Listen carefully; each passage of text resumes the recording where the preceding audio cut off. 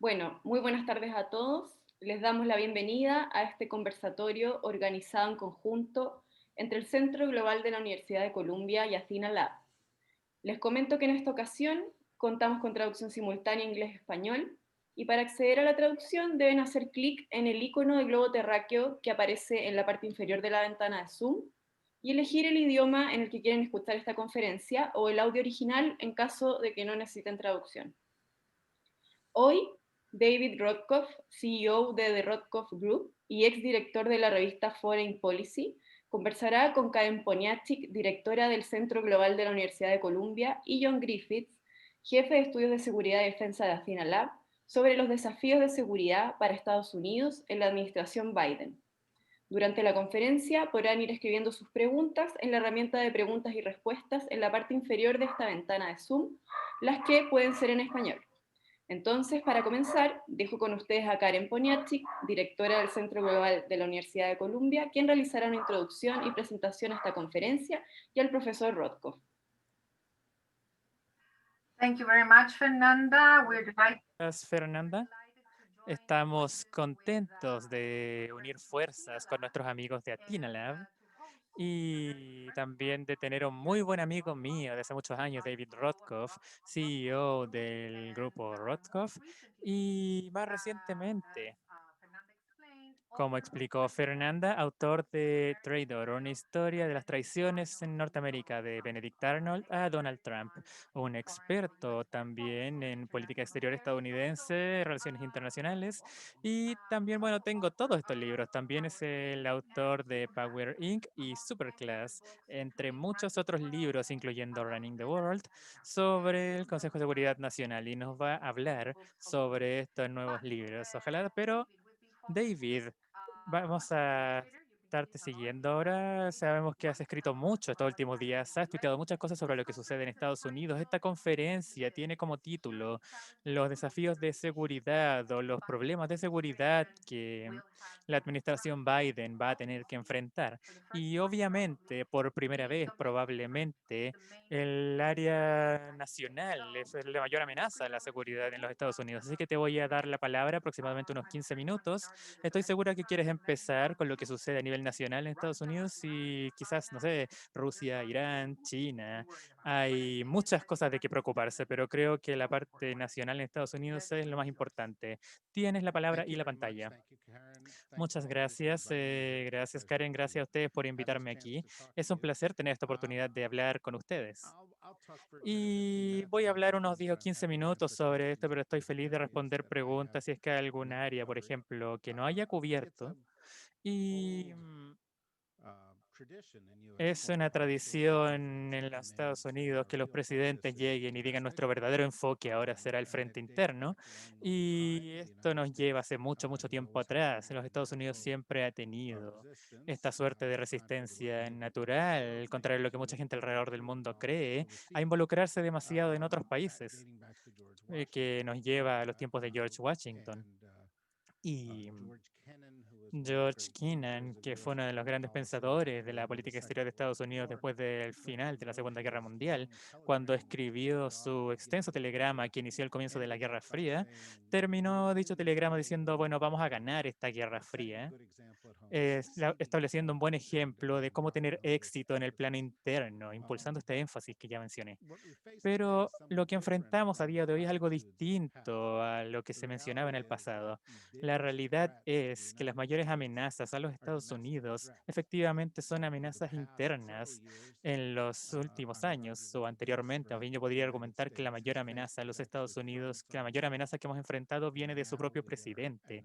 Y ahora nos encontramos en un momento extraordinario en la historia de Estados Unidos, donde hay 20.000 tropas reunidas en Washington, D.C., 4 veces la cantidad de tropas que hemos desplegado en Afganistán. Y estas tropas están ahí para proteger el Capitolio al presidente electo de nuestro presidente actual.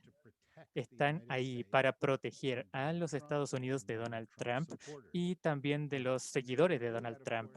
Y tienen que hacer eso porque la semana pasada, de hecho el 6 de enero, Donald Trump incitó a un grupo que fueran esencialmente a intentar un golpe contra el gobierno de los Estados Unidos, contra la Constitución, los procesos constitucionales que están involucrados en la ratificación de nuestro presidente electo. Y creo que vamos a encontrar en las semanas y meses venideros que este esfuerzo que quizás llevó a 1.500 personas a Washington, muchas de estas personas equipadas para el combate, y muchas que planeaban, de hecho, quizás secuestrar a miembros del Congreso, quizás incluso matar a miembros del Congreso, matar a la vicepresidenta de los Estados Unidos, o al vicepresidente más bien, y que no sucedió simplemente por el lenguaje agresivo de Donald Trump, sino que iban porque alguien lo financió a llegar ahí. Y la gente que financió esto perfectamente podría estar relacionada muy de cerca a gente cercana al presidente, porque o gente asociada al presidente, cuyos grupos ayudaron a financiar esto que se llamó Detengan el fraude, porque desde la elección, desde antes de la elección, de hecho, Donald Trump ha estado intentando esparcir esta idea que las elecciones en Estados Unidos se las robaron, le robaron la victoria que él merecía ganar.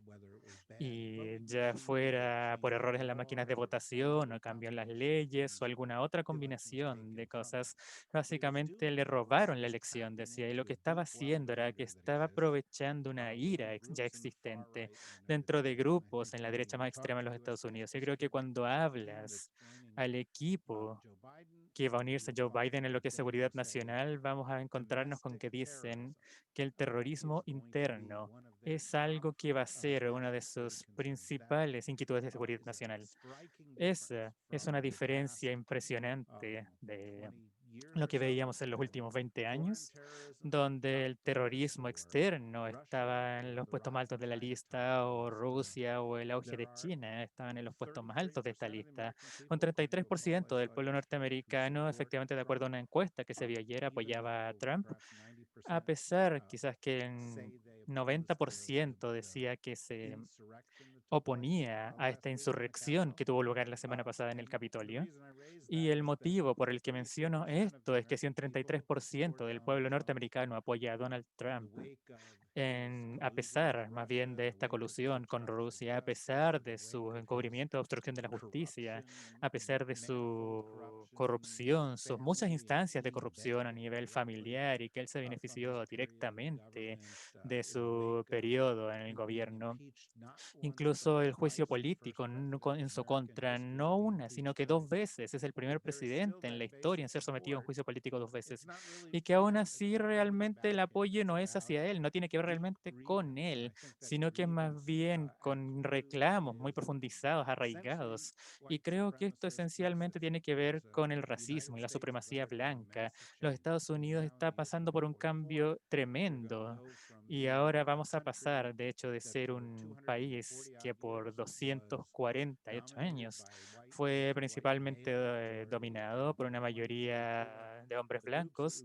Y para más adelante, diría que estos grupos que antes eran minorías ahora van a ser mayorías. Y esto es algo irreversible. Pero eso, por supuesto, desplaza un número de personas que siente que tienen ciertos derechos que están perdiendo. Y por supuesto, los Estados Unidos se han visto azotados por problemas relacionadas al racismo, incluyendo en distintas áreas. Y la fórmula de Donald Trump como demagogo fue aprovechar estas protestas, este racismo de forma bastante directa para movilizar este grupo, cosa de poder obtener apoyo político. No para darle nada a ese grupo, sino que para principalmente sus donantes, quienes esencialmente eran el 1% en los Estados Unidos. Y hemos visto en los últimos 40 años otra tendencia donde la desigualdad ha crecido en Estados Unidos. Entonces, mientras el 1% más rico ha visto que su patrimonio crece y han sido quienes se han beneficiado más de este crecimiento post la crisis del 2009, por 40 años El salario promedio en Estados Unidos no ha avanzado, se ha quedado plana esa curva. El salario mínimo, de hecho, si ajustamos en función de la inflación, ha disminuido. Entonces, la gran mayoría de la población está quedando cada vez más atrás y la población más acomodada se beneficia cada vez más y con más frecuencia con ayuda de gente como Donald Trump, quienes están aprovechando la frustración de esta gente que queda atrás ante esta desigualdad para efectivamente empeorar dicha desigualdad. Entonces, tenemos un país que tiene un presidente que es una amenaza, pero una amenaza aún más profunda que esta, es una sociedad polarizada en la cual la derecha extrema se ve motivada por temas raciales, problemas económicos, y eso no se va a ir, no es algo que se va a ir cuando Donald Trump desaparezca. Entonces creo que es la amenaza inminente.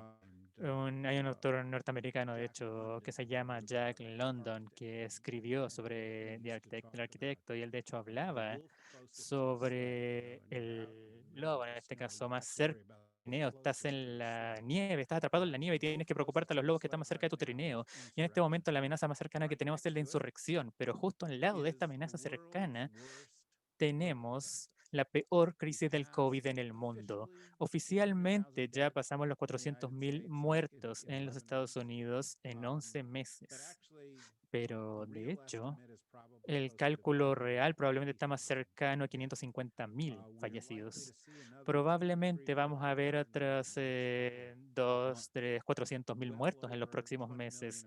Aún más millones de norteamericanos han sufrido del COVID y es bastante posible que sea algo como 40 millones en personas en Norteamérica que han tenido COVID. El programa de vacunación está apenas empezando y está bastante terriblemente atrasado más bien. Y de hecho es una crisis en progreso. Y lo otro que Joe Biden va a tener que hacer, y de hecho habló sobre esto en un discurso que dio hoy, es que él dice que va a tener efectivamente que entregar 100 millones de dosis de la vacuna a 100 millones de personas en los primeros 100 días. Y eso de hecho no es tan ambicioso. Estamos entregando alrededor de 1 millón de inoculaciones al día. Pero a menos que él aborde eso, no vamos a tener la recuperación económica que necesitamos. Tenemos un desempleo tremendo a causa de esto que efectivamente va a empeorar esta inestabilidad. Va a ser muy, muy difícil que Joe Biden y su equipo efectivamente lidiar con cualquiera de estos temas en el mundo. Habiendo dicho esto, y en los últimos 5 minutos que me quedan, quiero decir que van a esforzarse mucho para normalizar la política exterior estadounidense. Todas las personas en el equipo de Biden son personas experimentadas, la mayoría estuvo en el equipo de Barack Obama, los conocen bien, se conocen entre sí. Yo conozco extremadamente bien a estas personas, he trabajado con muchas de ellas por 20, 30 años, son brillantes, son bastante humanas, competentes, son tradicionalistas, van a querer ver que los Estados Unidos nuevamente empiecen a trabajar de forma constructiva con sus aliados, también con las instituciones multilaterales, a fortalecer también estas instituciones multilaterales, y sus prioridades van a ser completamente distintas de las prioridades de Donald Trump. La primera prioridad internacional de Donald Trump fue Donald Trump y la organización Trump, y en segundo lugar estaba Donald Trump y la organización Trump. En tercer lugar teníamos a Donald Trump y la organización Trump. Realmente él no hizo mucho para progresar en la política exterior estadounidense, y podemos ver esto en la forma que abordó a los rusos, que hizo también con autócratas alrededor del mundo. No vamos a ver eso con Joe Biden. Joe Biden ha traído a John Kerry, el ex secretario de Estado, para que lidere el mayor equipo que hayamos visto antes, priorizando el clima, por ejemplo. Tony Blinken, que es su asesor de política exterior, que de hecho trabajaba en el Departamento de Estado, quien va a trabajar para reforzar las alianzas y volver a acuerdos multilaterales, donde sea que hayan tenido lugar. Jake Sullivan, que es el nuevo asesor de seguridad nacional, y Bill Burns, que es el director de la CIA, va a ser el futuro director de la CIA, trabajaron juntos en la administración Obama para negociar el acuerdo con Irán. junto con John Kerry. Han participado mucho en estos acuerdos multilaterales. Entonces vamos a ver que los Estados Unidos va a volver a entrar a a la OMS, por ejemplo, va a refinanciar y nuevamente va a participar con las Naciones Unidas de forma constructiva, no destructiva. Vamos a ver que los Estados Unidos buscará llegar nuevamente a la JCPOA, que era el mejor trato que habían abordado con Irán. Vamos a ver que los Estados Unidos buscará formular una política respecto de la región del Indo-Pacífico que sea más constructiva, menos agresiva. Y también se ha creado efectivamente una posición a nivel senior que va a estar a cargo de la región Indo-Pacífica. Y para quienes estudian política exterior es un ligero cambio. Ya no llamamos esta región del Asia-Pacífico porque tenemos que incluir a India en este panorama si es que vamos a hacer un contrapeso a China. Y el Quad, nuevamente, que es este mecanismo que utilizamos en Asia como el ancla de seguridad, en este caso que involucra a Japón, Estados Unidos, India y Australia, va a ser la base de todo esto. Pero creo que vamos a ver muchos esfuerzos por parte de Estados Unidos para reforzar estas relaciones, priorizar a Asia. Creo que habrá mucha presión sobre China, creo que habrá mucha presión también sobre Rusia y creo que habrá un nuevo empuje para promover la democracia y podemos volver a esto, pero nuevamente creo que a pesar que la gente va a decir algo al contrario, Latinoamérica no va a ser una prioridad para los Estados Unidos porque nunca lo es, no de forma constructiva por lo menos. Entonces, creo que eso les da un resumen y estoy aquí para hablar con ustedes en términos de políticas, la gente, los cambios, dónde estamos, hacia dónde vamos.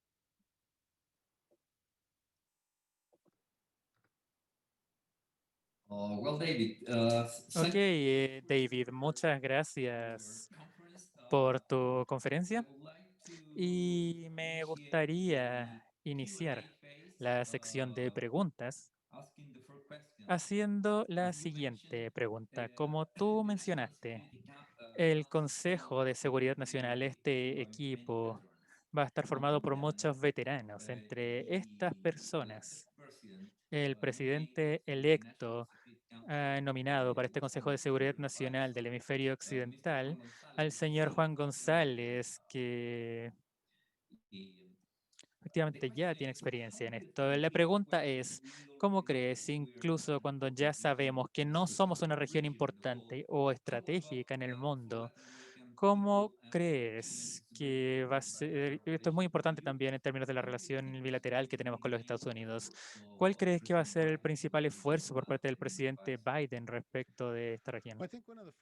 Bueno, creo que una de las primeras cosas que la administración Biden va a hacer casi en cualquier lado es intentar revertir lo que hizo la administración Trump, que no se aprueban. Por ejemplo, la administración Trump ha estado intentando volver a una política anterior con Cuba. Creo que van a haber esfuerzos para revertir esto.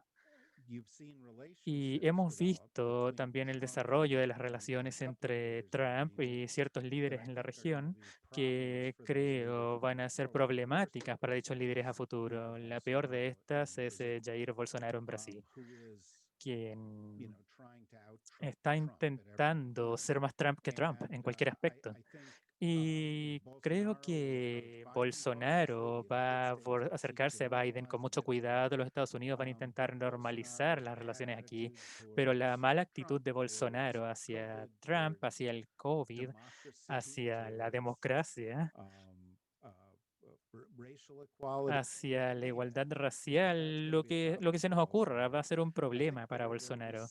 Yo creo que habrán problemas similares si viene a un menor nivel, quizás con AMLO en México, porque México está en la frontera con Estados Unidos, tenemos muchos intereses compartidos, se va a hacer un esfuerzo, yo creo, para intentar revertir algunas de las políticas trumpianas más draconianas respecto de migración, los abusos que tuvieron lugar en la frontera, el enfoque en el muro.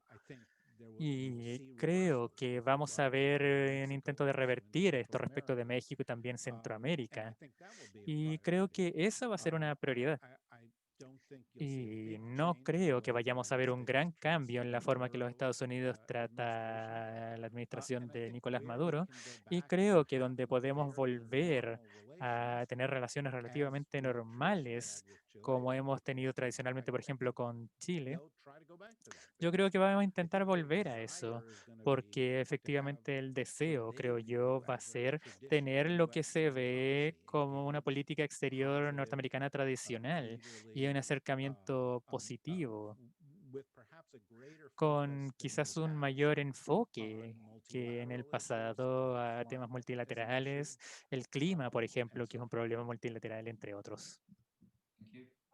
Thanks. If I may follow up, could the Gracias. other issue Quisiera hacer un related to seguimiento con otro Pakistan and some tema que es reports that bastante were importante, por regarding ejemplo, para Chile. Chinese Por companies, ejemplo, que state tenemos owned empresas companies chinas, investing empresas in chilenas estatales sectors que invierten en sectores especially estratégicos, tales como energy, transmisión de energía, distribution, distribución de energía, en este management of caso, toll el roads, manejo, por and ejemplo, de more peajes, on the way. carreteras y más The en United camino. States has En los this Estados Unidos Council tienen on Foreign este Investment, Consejo para which Inversiones is a Internacionales, committee que es that un comité reviews interagencias foreign que investment revisa las in order to inversiones extranjeras determine the effects para of these determinar los transactions on the efectos national de estas security transacciones en of la the seguridad country. nacional para Most los Estados recently, Unidos. according to Más Paul, this is quoted recientemente, by y the esto es Treasury algo que Department. lidera Most de hecho el recently, Departamento according to del Paul, the Tesoro, más Treasury recientemente se Department, involucraron which en el acuerdo de worked out. TikTok, que no funcionó. What's I mean, what do you know Pero about? I mean, ¿qué they never sabes go public, sobre but esto? Que what do you nunca know se hace about público, pero ¿qué es lo que sabes CFIUS? sobre CFIUS? Ahora este Comité de Inversiones Extranjeras en Estados Unidos, que efectivamente se le llama con su acrónimo, que es CFIUS, en el gobierno de los Estados Unidos, va a ser un problema para la gente que tiene inversiones activas del gobierno chino o de empresas del sector tecnológico chino. Creo que podemos esperar, francamente, en el panorama internacional y por un buen tiempo, por ejemplo, temas de la seguridad, de tecnología de Internet, privacidad, ciberseguridad, ciberdefensa, que estos sectores tengan un rol cada vez más importante. Los Estados Unidos se han visto distraídos por un tiempo. Y cuando Trump se involucró en este acuerdo de TikTok o lo que sucedió con Huawei, él siempre lo veía de forma transaccional. Por ejemplo, si China no hace lo que yo quiero, los voy a castigar en este acuerdo. Y yo no creo que se vaya a ser el enfoque que tenga la administración Biden. Sí creo, sin embargo, que van a preocuparse muchísimo sobre efectivamente la propiedad del gobierno chino sobre empresas tecnológicas, la capacidad de esa propiedad que efectivamente que se use para crear vulnerabilidades respecto de tecnologías chinas en empresas y países que comercian con China, ya sea a la hora de implantar, por ejemplo, puertas traseras en redes, en dispositivos, ya sea, por ejemplo, robar tecnología o ya se trate de violar la privacidad o cosechar datos. Creo que todos estos aspectos van a ser problemas importantes y honesta y personalmente, mi punto de vista es que la única forma en que esto se va a resolver, y yo sé que algunas de las personas más senior que van a estar en la administración Biden están de acuerdo conmigo en esto, va a ser a través de un mecanismo multilateral para lidiar y primero que todo más bien establecer estándares respecto de la seguridad tecnológica, seguridad en Internet, la privacidad, entre otros. Y luego también llegar a resoluciones de conflictos, porque si continuamos haciendo esto de forma bilateral o aún peor, caso a caso, empresa a empresa, esto simplemente va a ser complejo, engorroso, particularmente a medida que proliferan estas amenazas. China va a crecer, se va a involucrar en más sectores, va a ser una amenaza. Tenemos la amenaza Rusia, tenemos la amenaza iraní, hay amenazas de nuestros aliados incluso, y empresas que simplemente Van a crear agujeros legales de seguridad, vacíos legales y todo va a ser más arriesgado. Yo esperaría que esta administración efectivamente considere esto un problema y por una buena razón, porque este es un periodo de transición.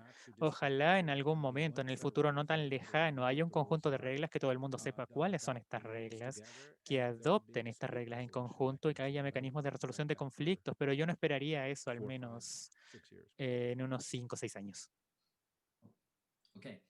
Ok, David, y tenemos una pregunta de uno de nuestros participantes. Y buenas tardes, señor Rothkopf. De acuerdo de la situación en el mar del sur de China y también el Indo-Pacífico, ¿crees que la administración Biden va a continuar con las operaciones FONOP o de libertad de navegación, así como la iniciativa FOIP, que va a ser la iniciativa del Indo-Pacífico libre y abierto? Esa es la pregunta. Sí, me gustaría dar una respuesta extensa en este tipo de contexto, pero mi respuesta es simplemente sí. Puedo profundizar al respecto si quiere, pero creo que hacer un contrapeso a China, mantener un flujo libre de navegación en los mares del sur de China a través de los estrechos de Taiwán, a través de los estrechos de Malaca, es extremadamente importante. No es simplemente importante para los Estados Unidos, sino que es vital para la sobrevivencia de Japón. Es vital para Corea y es muy importante, por ejemplo, para Australia. Y creo que Estados Unidos está muy al tanto de lo que intenta hacer China con su iniciativa de la Franja y la Ruta, que es construir vías marítimas. Es también rutas comerciales en tierra, no únicamente por motivos económicos, sino que por motivos estratégicos también. Y tenemos un objetivo similar. Y los chinos nos van a poner a prueba. Y yo diría que si hacemos una lista de los 5 lugares de conflicto en el mundo, no es que crea que vayan a dar lugar a una guerra, pero creo que 3 de estos lugares van a tener que ver con China. Uno efectivamente es el mar del sur de China, otro tiene que ver con lo que sucede en las prácticas antidemocráticas en Hong Kong y otro de estos puntos tiene que ver con el abuso continuo respecto de los uigures en el noroeste de China. Ok, muchas gracias. Por favor, podríamos pasar a otro lugar importante, probablemente en tu lista de estos 5 es Rusia, ¿verdad? Entonces tenemos distintos temas que suceden con Rusia. Recientemente hemos descubierto que Rusia ha estado hackeando a diversas agencias gubernamentales y empresas privadas por ya 9 meses, nos acabamos de enterar hace poco. Y también está lo que sucede con Nord Stream 2, esta tubería que va a controlar a Rusia con Alemania, que va a utilizarse para llevar gas natural si es que algún día la terminan. Y por supuesto, Putin. Entonces, ¿podrías profundizar sobre estos temas? Bueno, primero que todo, yo creo que es esencial, y creo que Biden también piensa que es esencial, efectivamente ir con Rusia y decir, yo no soy Donald Trump, ¿saben? Vamos a volver a cómo eran las cosas antes. Biden, de hecho, ha hablado también de temas fuertes con Putin, entonces también Tony Blinken y Bill Burns también en la CIA, Jake Sullivan también. Entonces, todas estas esferas de liderazgo han estado involucradas en estos intercambios y particularmente involucrados en la atención durante la administración de Obama respecto de Ucrania. Estos temas todavía no se resuelven a día de hoy y creo que este expansionismo ruso, por así decirlo, este aventurismo, particularmente en la región de los Balcanes, ciertamente va a presentar algunas inquietudes además de lo que tú has dicho. El hackeo del que tú hablas, que se conoce con el nombre de la aplicación que utilizaron SolarWinds o vientos solares, podría ser el hackeo más grande que haya sufrido los Estados Unidos. No sabemos el daño que se ha ocasionado. Sabemos que hay muchas agencias gubernamentales que fueron hackeadas, pero no sabemos si se robaron datos, no sabemos si se instaló algún software en estos lugares que pueda darle a Rusia acceso a futuro o la capacidad de dañar estas redes a futuro. No sabemos Por ejemplo, si tomaron información delicada, en estos momentos la conclusión es que quizás no lo fue, pero no sabemos. Entonces, yo creo que primero que todo va a haber una investigación prolongada y segundo, creo que habrá un esfuerzo renovado de priorizar tanto la ciberseguridad como el desarrollo de la clase de doctrina que necesitamos para la disuasión.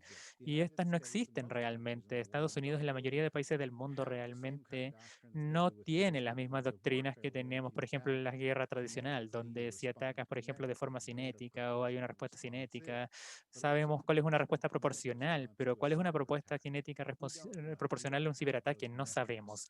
No tenemos estas métricas y esa es una de las próximas áreas que va a representar un desafío en la planificación estratégica a futuro.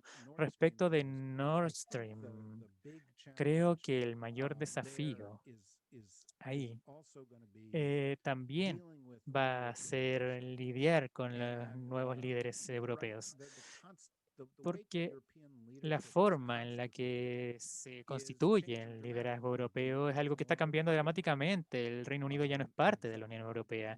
Y habiendo dicho eso, el liderazgo del Reino Unido, bueno, está en otro planeta de cierta forma, así que no son de mucha ayuda en estos momentos.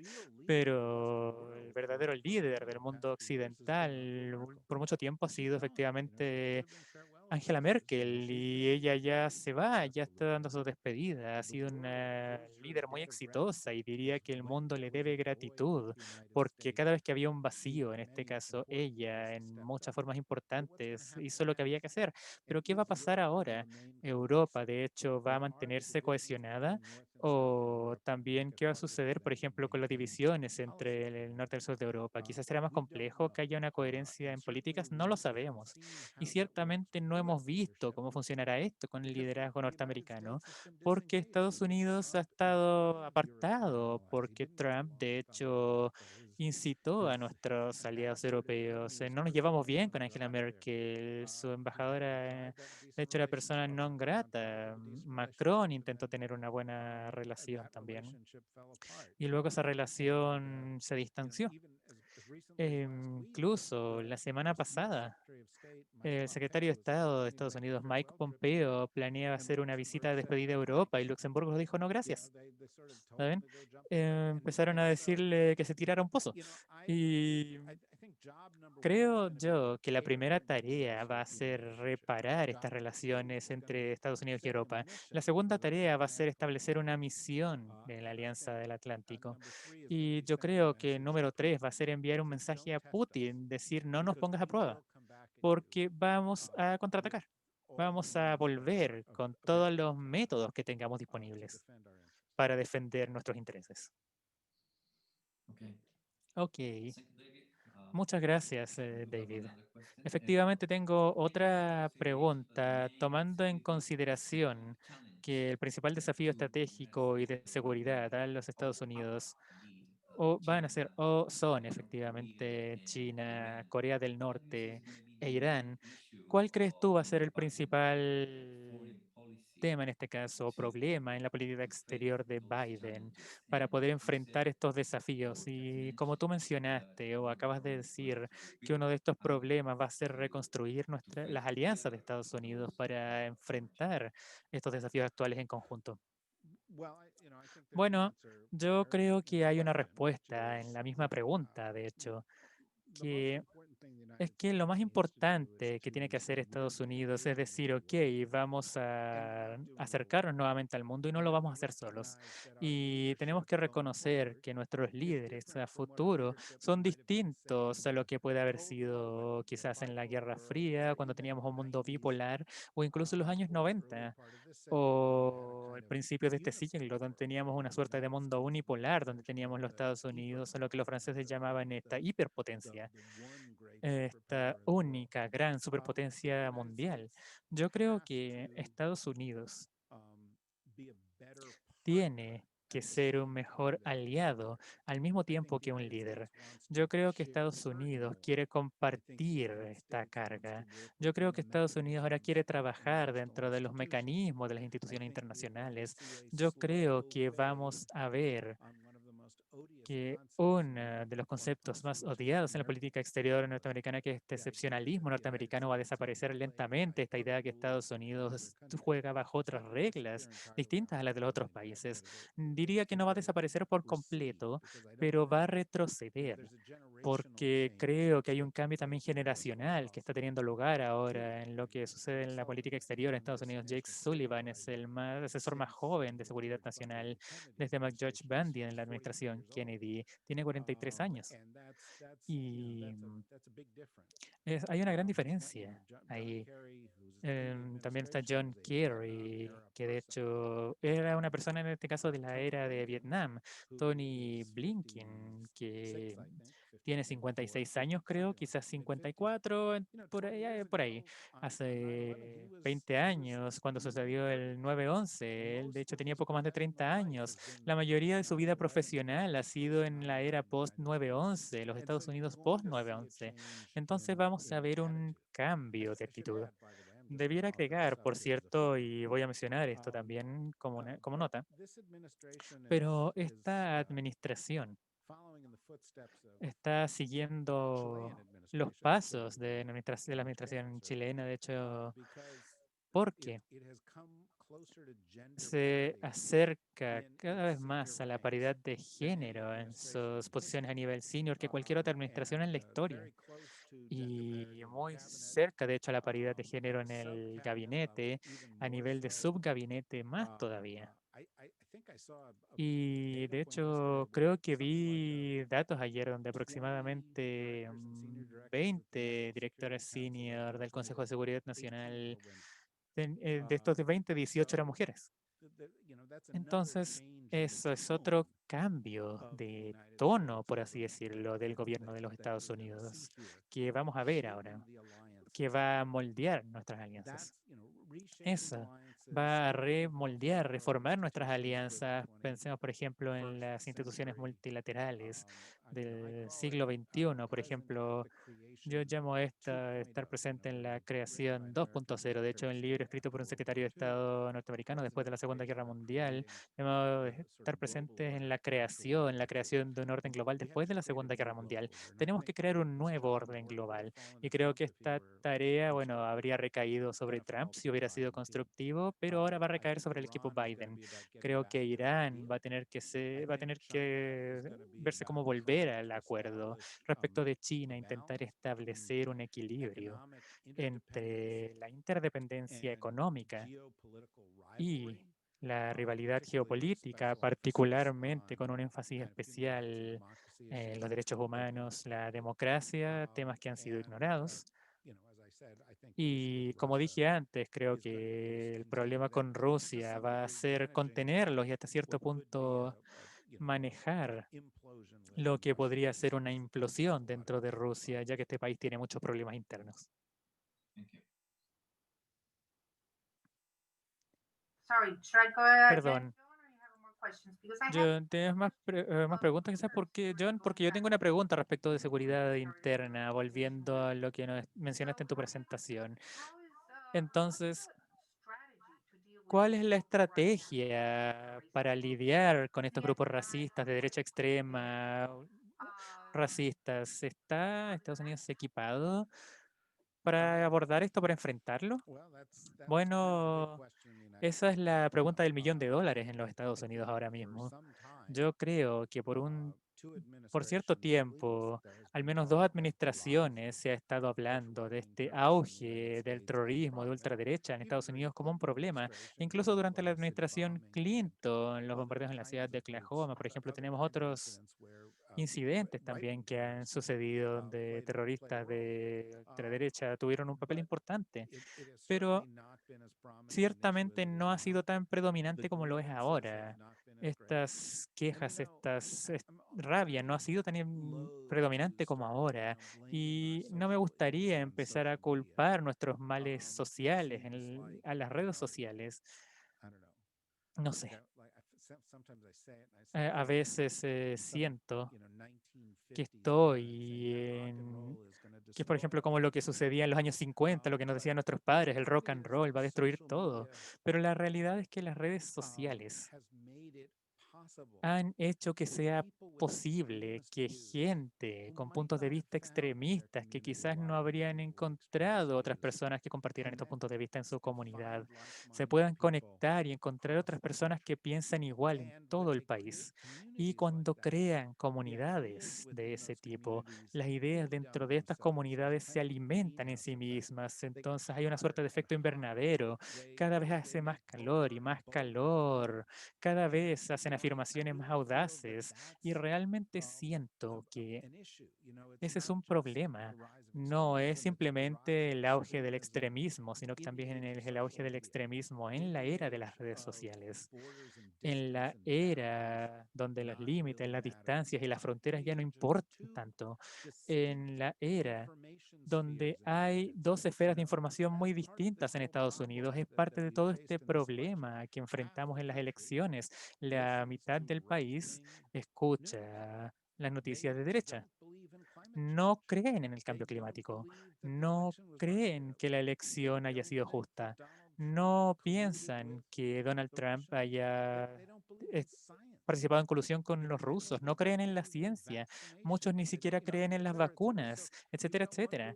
Entonces tenemos un grupo y tenemos otro grupo que es más empírico, pero sin importar lo que se diga, sin importar lo que se diga para intentar convencer a alguien que algo es real, incluyendo mostrarles incluso una fotografía, se van a negar. Ahora mismo, de hecho, los medios de derecha están diciendo, están hablando de extremistas de izquierda que lideraron el ataque al Capitolio, que fueron grupos antifascistas, y no hay evidencia al respecto. Donald Trump dice, bueno, la elección me la robaron, no hay evidencia, no me importa. Entonces tenemos esta clase de ecosistemas, yo lo llamo un ecosistema, es decir, eco en inglés, como el eco, que tus ideas se vuelven hacia ti. Con eso me refiero a ecosistema, un sistema de ecos, y tenemos esta suerte de ecosistemático,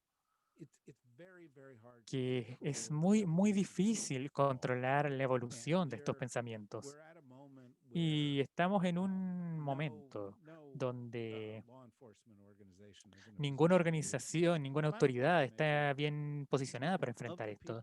El último punto que quiero hacer es que de la gente que ha sido arrestada hasta ahora por el ataque al Capitolio la semana pasada, la gran mayoría de hecho estaba en la policía, eran parte de la policía.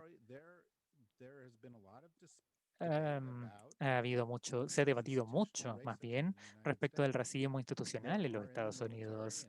Por ejemplo, miembros de la policía, del ejército, tenemos elementos del supremacista blanco en ambas ramas. Entonces es muy difícil combatir la supremacía blanca cuando tienes organizaciones que son completamente supremacistas o incluso que suceden en otras esferas. Entonces, es un desafío, pero tengo que decir que lo que sucedió en la semana pasada fue un choque para el sistema. Lo que sucedió el 6 de enero en Estados Unidos fue como lo que sucedió efectivamente el 9/11. Fue uno de estos eventos que no tenía que haber pasado acá, que dijo somos vulnerables de formas que nunca habríamos pensado que podíamos ser vulnerables y que si no tenemos cuidado, de hecho podemos perder la democracia norteamericana. Y no estoy exagerando. Realmente creo que fue una experiencia cercana a la muerte para nuestra democracia. Perfect. David, Perfecto. taking into David, consideration the fact tomando that en consideración que estamos hablando de this problemas week internos, there was esta uh, semana an statement from the hubo intelligence una staff, declaración a memorandum, efectivamente del calling Comando for Superior, the un respect memorándum of que the de hecho United States Constitution. llamaba a que se How would respetara you la read Constitución estadounidense. ¿Qué pensarías tú? ¿Cómo the interpretas message of the esto? Joint Chiefs of ¿Cómo Staff percibes este when mensaje que quería efectivamente enviar el Estado Mayor? Bueno, es extraordinario que hayan sentido que era necesario hacerlo. Y no fue simplemente el Estado Mayor. La semana pasada, de hecho, hubo una editorial que apareció en uno de nuestros diarios más importantes por parte de 10 ex secretarios de defensa de Estados Unidos que iban desde Dick Cheney, incluso el sector de derecha, Donald Rumsfeld, a las esferas más democráticas en lo que es defensa, diciendo que el ejército tiene que respetar la Constitución. Claramente, en algún lugar del ejército de los Estados Unidos, alguien le preocupó cómo se iba a manejar esto y incluso añadiendo estos temores, tenemos el hecho que el secretario de Defensa renunció. Dijo, no voy a quedarme en este gobierno. Yo no voy a quedarme un segundo más aquí, como hizo de hecho el abogado general, que no es muy amigo de las libertades civiles, pero él también dijo, no voy a ser parte de esto, porque hay ciertas líneas que no se pueden cruzar. Y yo creo que efectivamente hubo una sensación en el ejército norteamericano que Donald Trump esperaba que nuestro personal militar, sus generales, el ejército por el que él luchó, siempre hablaba, de hecho, decía, no teníamos ni siquiera municiones antes que yo fuera presidente y le di municiones. Es una estupidez, pero es lo que él decía. Y él pensó que lo iban a defender, que la policía y el ejército estaban de su lado, entonces iba a poder efectivamente resolver esto por la fuerza. Y suena muy familiar respecto a lo en Latinoamérica. En los Estados Unidos es algo de otro planeta. Nunca habíamos visto esto, no estábamos preparados para esto. Los encargados de política exterior lo habían visto en otros lugares, pero el ciudadano norteamericano promedio lo encuentra muy difícil de creer. Pero en este frente interno, ¿cuáles son tus predicciones respecto de lo que va a pasar con Donald Trump en los próximos meses y años? ¿Se va a quedar o va a desaparecer? Yo soy del punto de vista, y tengo que decir que mi punto de vista no es mayoritario. Diría que hay mucha gente que piensa que hay muchos republicanos que se sienten alienados y lo apoyaron, que Donald Trump va a seguir siendo una fuerza en el Partido Republicano, de hecho. Y alguien, de hecho, lanzó una encuesta ridícula que hablaba de los principales candidatos presidenciales en 2020, bueno, 2024 más bien. Y en este momento, 4 años a futuro es mucho tiempo. Y el día que Donald Trump salga del gobierno, se le puede acusar por sus crímenes. Y francamente, no podía suceder, bueno, podía suceder antes, pero había ciertas disputas en el Departamento de Justicia respecto a si puedes acusar a un presidente en ejercicio. Pero el día que él salga de la Casa Blanca, se le puede acusar por estos crímenes. E incluso si obtuviera un perdón, por ejemplo, si él mismo se perdonara estos crímenes, porque efectivamente han tenido muchos problemas ahora entre él y su vicepresidente, y había ciertas expectativas que pudiera renunciar antes y dejar a su vicepresidente antes para que lo perdonara, pero al vicepresidente ya no le gusta a Donald Trump, y Donald Trump tampoco le agrada a su vicepresidente y no se cree que lo vaya a hacer.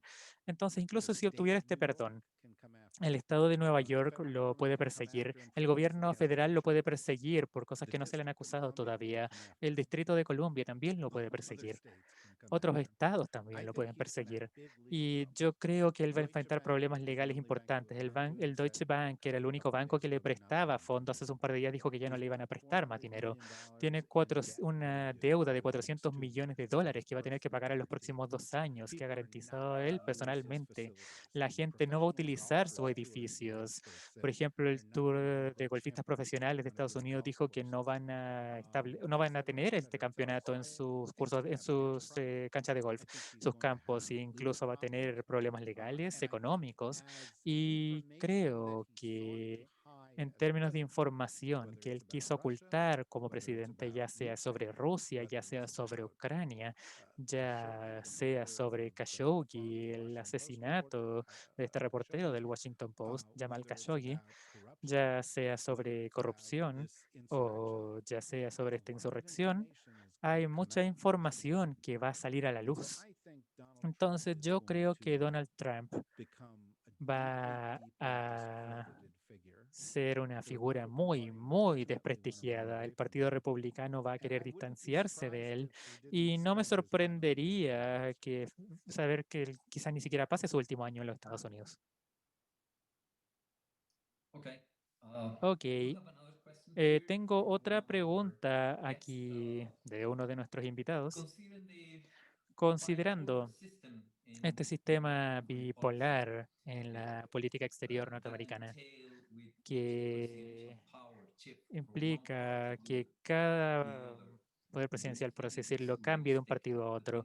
¿Crees que es realista pensar que Estados Unidos van a poder enfrentar estos desafíos políticos y económicos que representa China, al parecer, en términos del estado actual de las democracias y la competencia interna también, que quizás no haya suficiente consistencia como para poder equilibrar lo que sucede internamente y lo que pasa con China?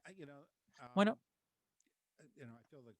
siento que se podría haber hecho esta misma pregunta en la Guerra Fría sobre Rusia y fallaron, porque los regímenes autocráticos no se les da muy bien adoptarse. Estos regímenes que han tenido una tendencia de querer controlar el flujo de información y que parte de su población no reciba cierta información. Estos regímenes autocráticos tienen que dedicar mucho de su tiempo y energía en mantenerse en el poder porque no son la opción de la gente. Y los Estados Unidos han pasado por un periodo bastante notable donde muchas de las debilidades de nuestro sistema, muchas fallas han salido a la luz. Yo mencionaría, sin embargo, que Donald Trump, a pesar de ser el presidente de los Estados Unidos, alguien muy poderoso, a pesar de tener fuerzas muy potentes tras él y muchos millones de dólares, perdió la elección por varios millones de votos, que en el estado de Georgia, que fue un estado republicano por gran parte de los últimos 40 años, ganaron dos demócratas. Los demócratas controlaron el Senado de los Estados Unidos, mantuvieron el control de la Cámara de Representantes de los Estados Unidos. Cuando Donald Trump, de hecho, llamó a que miles de sus seguidores fueran al Capitolio y se tomaran el Capitolio, fueron repelidos, fueron arrestados, el Congreso siguió con lo suyo y Trump nuevamente fue sujeto a un juicio político en cosa de días. Entonces podríamos decir que en los últimos años, en los últimos días, perdón, hemos visto estas debilidades, sí, pero también hemos visto resiliencia y fuerza en Estados Unidos. Y también creo que la tensión entre tener dos partidos políticos y sin entrar en la salud de estos partidos tiende a generar un debate que tiende a necesitar que reevaluemos quiénes somos regularmente y también regularmente nos lleva a mejorar. Ahora bien, ha fallado en algunos aspectos que creo no hemos mencionado aquí. Creo que este crecimiento de la desigualdad en los Estados Unidos es insostenible. Creo que tener un gobierno que esencialmente sirva a la oligarquía, que es lo que sucedió en los Estados Unidos, no es sostenible. Creo que es por eso que los elementos progresivos del Partido Demócrata se están fortaleciendo y Joe Biden, si bien se le vio como alguien más de centro, se ha acercado a un punto de vista más progresivo en su gabinete, que me sorprende, porque todos los niños, hijos de Wall Street, por ejemplo, la gente que Karen conoce muy bien, pero Larry Summers y Tim Geithner y ese grupo, ninguno de ellos volvió a esta administración. Este nuevo secretario, por ejemplo, el nuevo secretario del Tesoro, Janet Yellen, que tiene mucha más experiencia, es más cercana al mundo académico que otras mentes financieras y no se opone tanto, por ejemplo, al gasto en términos de déficit como otros. Y temas como la justicia social también, que son mucho más directos. Y digan lo que quieran sobre Joe Biden. De hecho, anoche él dijo, ok, quiero aumentar el salario mínimo en Estados Unidos a $15 por hora, pero el salario mínimo no ha cambiado en los Estados Unidos en 2 décadas. Entonces, esto es importantísimo. En términos reales, el salario mínimo no ha cambiado en 40 años en la práctica. Decir que nadie pase hambre en los Estados Unidos, bueno, podríamos dar esto por sentado, pero es importante. Entonces, yo veo que hay un movimiento lento, quizás demasiado lento, hacia la justicia social y recuperar la cordura en los Estados Unidos, y eso me parece bastante alentador. John, creo que se nos acabó el tiempo, así que no sé si quieres cerrar y agradecer a David en nombre de Athena Lab y Columbia University. Podríamos estar hablando otra hora con David, pero el tiempo es escaso. Bueno, como miembro de Astina Lab, me gustaría agradecer y expresar nuestra gratitud, primero que todo, a David Rothkopf por aceptar nuestra invitación a compartir sus pensamientos con nosotros respecto de este nuevo ciclo político. Y como sabemos, los Estados Unidos, ¿verdad?, son un país importantísimo en todo el mundo y especialmente en términos de nuestra región. Muchas gracias, David.